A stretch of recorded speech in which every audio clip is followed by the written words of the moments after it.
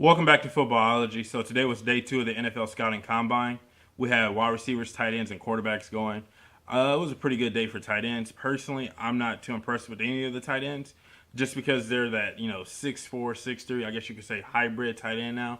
But they just didn't stand out to me. I think the personal when you look at a tight end position, personally, I think that when it comes down to it, you got to have a guy that's a complete 100% mismatch, not just a fast guy that can run really fast against linebackers and safeties, but not only can run faster than them or run away from them, but a guy that can also, out jump them and things like that. And that's why you look at some of the dominant tight ends, or at least at the top of the charts, tight ends, they're, taller guys. Like they're, 6'4", or not 6'4", sorry, 6'5", 6'6", and taller. And they just really dominate from a speed and height standpoint. There was one guy that actually stood out to me, Kahale Warring, from San Diego State. He was like 6'6", he ran 4'6", and he stood out. He looked the part of an actual dominant tight end at the next level. And I think if he goes to the right team, maybe in a late third, maybe in the mid third round, depends on what happens through this whole process, how he looks at his pro day and how teams value him. But I personally think he should go somewhere in the third round. But if he goes, I think he goes to the right team, he can be a dominant tight end. And that tight end that we've seen over the last couple of years just dominate the league, like a Travis Kelce, like a Rob Gronkowski, and like a Zach Ertz. Those guys really dominate their positions because not only are they fast enough to run away from people, but they're tall enough to actually take care of business as well, just in case they got a sky for some balls or things like that. And I just think that's a difference maker, in my personal opinion. But, you look at some of the 6'3" tight ends, I guess you could say. Some of them have success, some of them don't. I just look at Jordan Reed, and he just barely stays on the field. Like, he stays hurt, and he's that hybrid tight end now. But that's really all I have for the tight end position. When you look back, the quarterbacks, I think what's going to happen with the quarterbacks is Kyler Murray is going to go number 1 overall to the Arizona Cardinals, and they're going to trade away Josh Rosen. So that's 2 quarterbacks right there. So 2 teams are going to wind up getting a quarterback just with 1 pick, essentially. And when you look at the whole dynamic of all the other quarterbacks, I think a lot of teams are going to overvalue a lot of guys. Like Dwayne Haskins, I think that he's pretty good. I think he's going to go in the top 5, which he should, or he might even go into the Giants at 6, but which I think he should go, like at the top part of the draft. I'm not a big fan of Drew Lock. I don't think he's going to be that good, but some quarterback needy teams are just going to come up and they're going to reach for guys and they're going to overreach. I think my biggest guy, or the guy that I'm looking at that's most important to me, is Ryan Finley.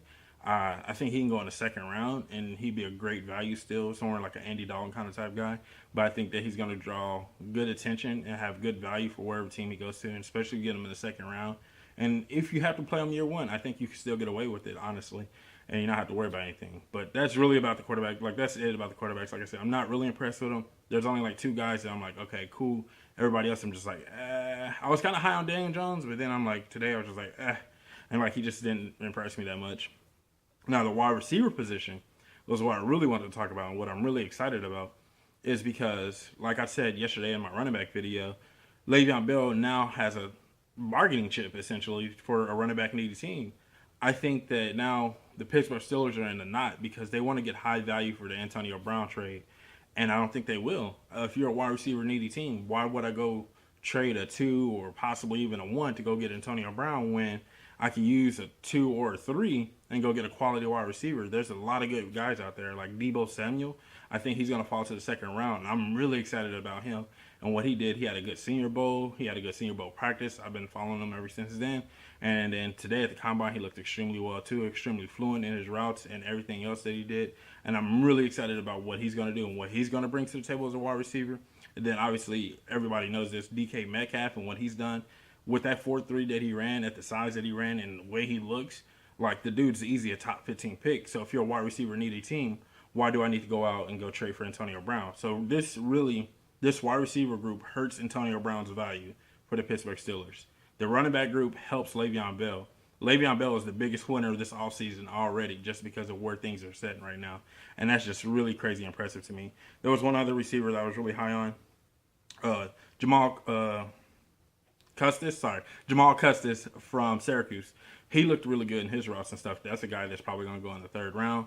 And once again, why go get Antonio Brown if I can go get a guy like him in the third round? So it's just like there's a lot of receivers and there's a lot of body types and a lot of body sizes and things like that. So if you're a wide receiver needy team, and that's probably why the 49ers, they were talking about John Lynch and how John Lynch has said, he hasn't reached out to the Steelers, or the Steelers haven't reached out to him.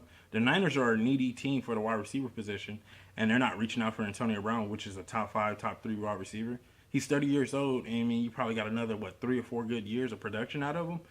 Do you really want to go out and get a guy like that? And you can't extend him to a long-term contract. So realistically, when it's all said and done, Pittsburgh kind of screwed over AB. Like they really kind of screwed him over for him hitting a home run contract and then going out there and really establishing himself and separating himself, I guess you could say, as one of the top elite receivers.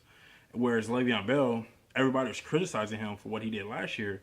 And when you look at what he's doing now and where he's at now and the way the market is set up for him now, it's crazy because Le'Veon Bell wins. Like, he really wins. This running back core, or the running back group that's coming out in this draft this week, the free agency class is like him and I think Tevin Coleman, Mark Ingram as well. And so it's like, it's a really shallow running back group, and the best running back in the league is sitting there like, pay me. And you're going to have to, if you want quality running back play, you're going to have to pay me because you can't go to the draft and get one.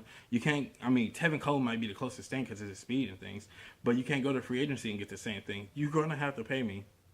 And then Antonio Brown, and with the wide receivers that are available via trade or free agency or through the draft, Antonio Brown's value drops to a second-round pick, maybe. Like, I can give you a 2 this year and a 4 next year, or something like that, like, combo some picks together, but they're not going to get what they really want, and I think they really want a 1, and the Steelers are just not going to get that.